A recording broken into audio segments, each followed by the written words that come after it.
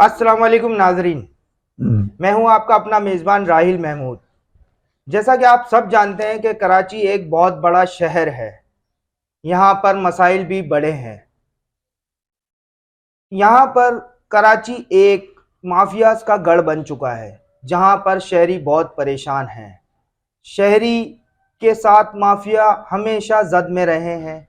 तो हम आज इसी एक टॉपिक पे बात करेंगे, जो एक बड़ा मसला है, लैंड माफिया और कब्जा माफिया।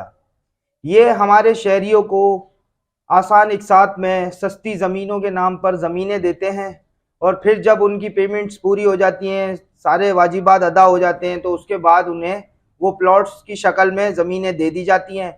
और फिर जब लोग वहाँ पर अपनी रिहाइश, अपनी चीज़ें करने जाते हैं, तो वहाँ पर उन्हें पता चलता है कि हमारे प्लॉट पे तो कब्जा है या हमारी जगहों पे तो कब्जा है।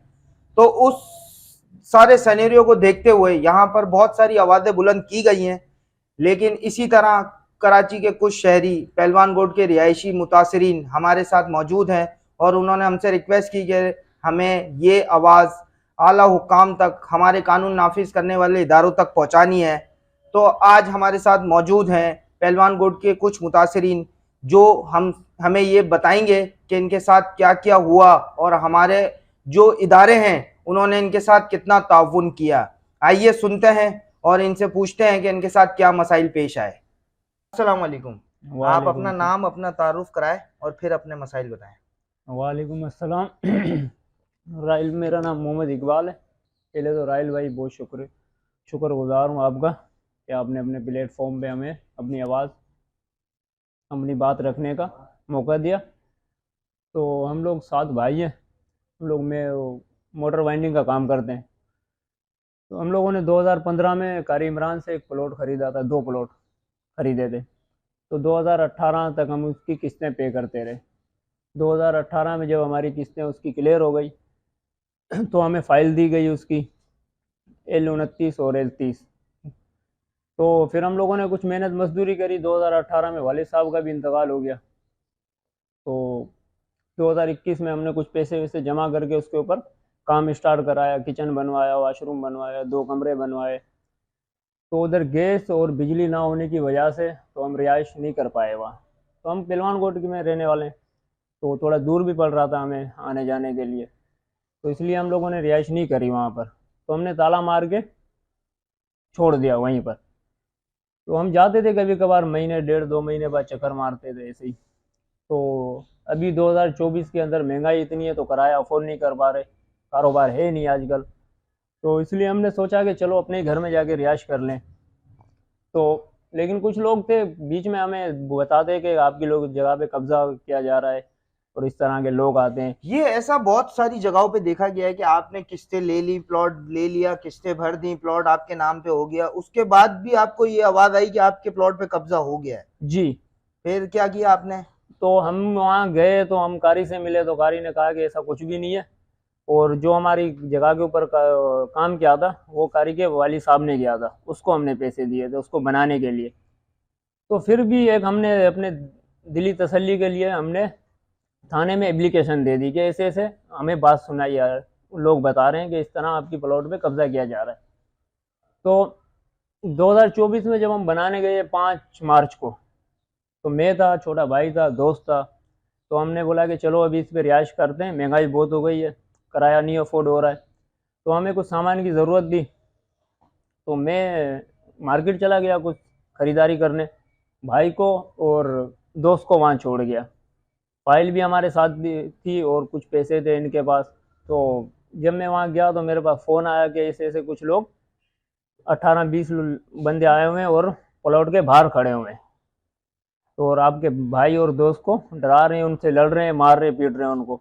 तो मैं जल्द से जल्द वहाँ आने मतलब की कुछ कोशिश लोग करी। आपके प्लॉट पे आ चुके थे? जी। आप अंदर अपने प्लॉट में मौजूद थे? जी, भाई उसके और दोस्त मौजूद था, मैं अच्छा, गया हुआ था मैं। आप नहीं थे वहां पर? मैं नहीं था उस टाइम। तो ये वाले भाई मौजूद जी थे? ये जी, आप बताइए नाम बता। क्या हुआ था वहां पर, जो ये बता रहे हैं कि हमारे प्लॉट थे और हम अंदर मौजूद थे और कुछ लोग यरगमाल बनाने आ गए आप लोगों को, वो क्या था बात?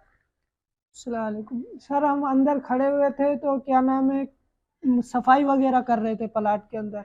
मैं था, मेरा दोस्त था, तो गेट भी अंदर से बंद था। जब वहाँ पे हम सफाई वगैरह कर रहे थे तो कुछ लोग आ गए थे, गेट भी बजाया और आवाज़ें भी लगाई। हमने कहा पता नहीं कौन आ गया है।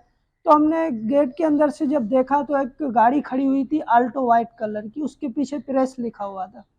तो हम लोग बहुत डर गए थे। वो काफ़ी लोग, हम लोगों ने क्लाशन वगैरह भी उनके पास देखी, पिस्टल वगैरह भी देखी। हम तो अंदर थे, डर गए थे। तो उसके बाद हम लोगों ने अंदर बैठे बैठे 15 को कॉल की। जब 15 वहाँ पे आई तो हम लोगों ने अपना दरवाज़ा खोल दिया। दरवाज़ा खोलने के बाद हम जब बाहर निकले तो 15 वाले उन लोगों के साथ मिल रहे थे। वो अल्लाह जानता है कौन थे, हम नहीं जानते उनको। उनके साथ मिल रहे थे मतलब कि आपने 15 बुलाई, पुलिस मददगार आपके पास पहुंची थी? जी सर, बिल्कुल पहुंची थी। लेकिन वो मिर्री उनके साथ थी जो लोग आए हुए थे, हमारी बात नहीं सुनी। तो उसके बाद 15 ने ये बोल के चले गया कि तुम लोग वहाँ थाने में आ जाओ, जो भी बात है वहाँ पे करें। हम लोगों ने 15 वालों को कहा था कि हमारे साथ ये मसला हुआ है, यहाँ पे ये अल्लाह जानता कौन है, हमें तो नहीं है पता। तो उसके बाद 15 वाले चले गए। हम लोगों को फिर उन लोगों ने पकड़ा और मारा वहाँ पे। कहा कि किस लिए तुम यहाँ पे आए हो, कौन आए हो, तुम्हारे सामने 15 आई है, वो वापसी चली गई है। यहाँ पे हमारे अलावा कोई नहीं आता, यहाँ पे सारी चीज़ें हम देखते हैं। उसके अलावा क्या नाम है, उसके अलावा ये फिर हम लोगों को मारा, ताले की चाबी छीन ली हमसे। वहाँ पे हम लोगों को मारा पीटा। उसके बाद क्या नाम है, हमसे पूछने लगे कि तुम्हारे पास क्या सबूत है, किस लिए तुम यहाँ पे आए हो, तुम्हारी ये जगह हम कैसे मान। हम लोगों के पास प्लाट की फाइल थी, उससे पहले हम लोगों ने एप्लीकेशन वगैरह लगाई हुई थी। तो हमने सारी चीज़ें दिखाई, हमसे प्लाट की फाइल छीन ली उन लोगों ने। पीछे से कुछ लोग आए, पता नहीं कौन थे, कि उन लोगों ने मेरी जेब में भी हाथ डाले। जेब में कुछ पैसे थे, तकरीबन 80-90 हज़ार, लाख तक कुछ थे, तो वो भी उन लोगों ने निकाल लिए। उसके बाद हम लोगों को बस मार रहे थे। हम लोग उनको यही बात कर रहे थे कि हमें छोड़ दो, हम जा रहे हैं, वापसी नहीं आएंगे। तो फिर मेरा दोस्त भी था, हम लोगों को छोड़ा उन लोगों ने कि तुम जाओ यहाँ से, दफ़ा हो जाओ, वापसी नज़र नहीं आ रहा। तो ये मेरा दोस्त भी वहीं पे साथ था मेरे। मतलब ये अलमिया क्या है कि हम मतलब कहाँ परेशान हैं? आइए इनसे पूछे क्या परेशानी हुई। अस्सलाम वालेकुम सर। सर मेरा नाम हसनैन खान है। मुझे तो ये पता ही नहीं था, ये दोस्त बोल के लेके गए थे वहाँ मकान, आओ चलो मकान दिखा के लाए, मकान जो बन रहा है वो दिखाते हैं, पूरा उसको तैयार करना है, ये वो सब चीज़ हम लोग देखने गए थे। वहाँ देखने गए तो वहाँ तो चीज़ ही दूसरी थी। वहाँ पहुँचे हम लोग, अंदर गए, 10 मिनट तक तो हम अंदर ही थे, कुछ भी नहीं था। 10 मिनट के बाद दोस्त का भाई चला गया। उसके बाद देखते हैं हम 10-15 लड़के 20 लड़के आ गए गाड़ी के अंदर। आने के बाद बस वही जो उन्होंने मारना है पीटना, वो मार रहे थे, ना आगे देख रहे ना पीछे देख रहे। मारने के बाद उन्होंने बोला यहाँ आए कैसे हो, यहाँ तो ऐसे हमारी बगैर इजाजत के नहीं आता, तुम यहाँ कैसे आए हो। तो मैंने बोला सर हम लोगों ने तो यहाँ पर एप्लीकेशन भी लगाई है, और हम कल भी आए थे, आज भी आए, कल हम आए थे वापसी चले गए थे, अभी आज हम आए, घर का काम करवाना था इस वजह से। तो इसके अलावा और कोई बात नहीं। हम लोग वापसी जाने लगे, उन्होंने बोला आज आ गए, आज के बाद यहाँ वापसी आए ना तो अच्छी बात नहीं। उसमें से पीछे से एक आदमी आवाज देता है, लड़का टाइप था पठान, वो उसको बोलता है सर इनकी वीडियो बना लें, ये जिसने इनको भेजा है ना ये उसको जाके कम से कम दिखाएं। तो उसने गाली बक के रोका हमें, रुके। मैंने जी सर। बोला हाँ जिस एसएचओ ने तुम्हें भेजा बताओ ना किसने ताला टूटवाया था। मैंने सर किसी ने नहीं बोला, बोल एसएचओ ने बोला था हमें। तो मैंने सर हमें तो बोला बोलता है या मारूं। बोला उसके बाद मिनी रिपीटर थी एक, उसने ये बोला।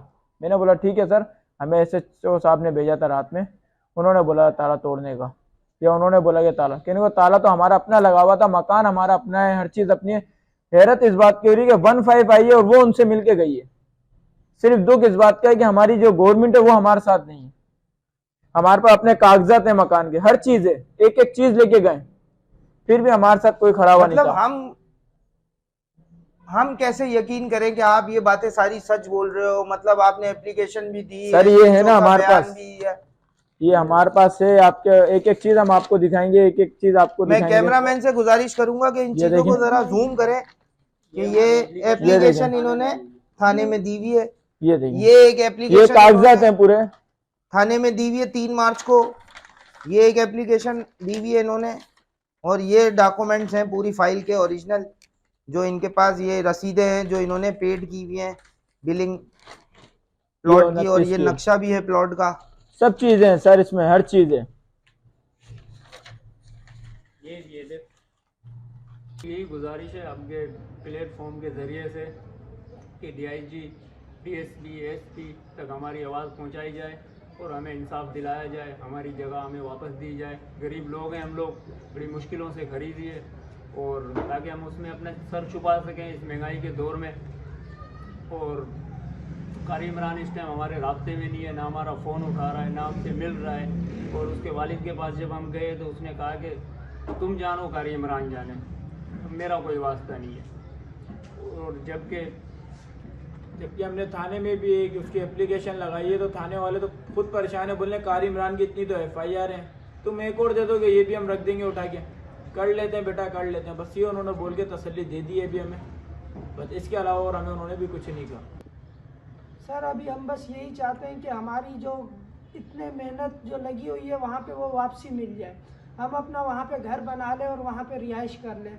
सारे इदारों से बस ये रिक्वेस्ट है कि हमारी ये आवाज़ सुनी जाए। मतलब ये इनके पास हर चीज़ के डॉक्यूमेंट्स हैं, हर चीज़ है इनके पास, लेकिन ये फिर भी अपने घर में लुटे हैं, अपने घर में मार पड़ी है इनको, अपने घर में ही इनके साथ सब कुछ हुआ है, लेकिन ये कहते हैं कि हमारा सुनने वाला कोई नहीं। तो हम अपने प्लेटफॉर्म से कोशिश करेंगे अपने नाजरीन को और अपने आला हुक्काम तक ये बात पहुंचाएं कि इनके साथ जो ताउन हो सके वो किया जाए, और कारी इमरान जैसे जो लोग हैं, जो इनको प्लॉट बेचते हैं, जो इनसे ये ज़मीनों का कारोबार करते हैं, ये इनको डिलीवर क्यों नहीं करते? ये परेशानियां लोगों के साथ क्यों पेश आती हैं?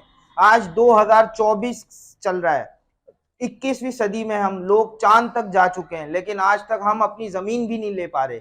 अपने दिए हुए पैसे, अपने दिए हुए सारी जायदादें वो हम अपने गरीब लोग वापस नहीं ले सकते। तो मैं इदारों को तो खैर कुछ नहीं कह सकते, इदारों में कुछ लोग होते हैं जो अपना काम ईमानदारी से नहीं करते। हमारा काम है, हम सिर्फ उनको ही कह सकते हैं कि आप ईमानदारी से अपना काम करें और इन लोगों के साथ ताउन करें, क्योंकि आवाम इस वक्त बहुत परेशान है, महंगाई से भी परेशान है, इन माफियाओं से भी परेशान है। तो हम चाहते हैं अपने प्लेटफॉर्म से कि हम इन लोगों की जो मदद कर सकें वो करें। मेरी आप लोगों से गुजारिश है और इन लोगों से भी कि आप सब्र और तहम्मुल रखिएगा, इंशाअल्लाह ताला आपके सारे मसाइल हल होंगे। और इसी तरह मेरी टीम को इजाज़त दीजिए, आपका मेज़बान राहिल महमूद। इंशाअल्लाह ताला अगले प्रोग्राम में, अगली स्टोरी में इसी तरह मुलाकात रहेगी। अल्लाह निगहबान।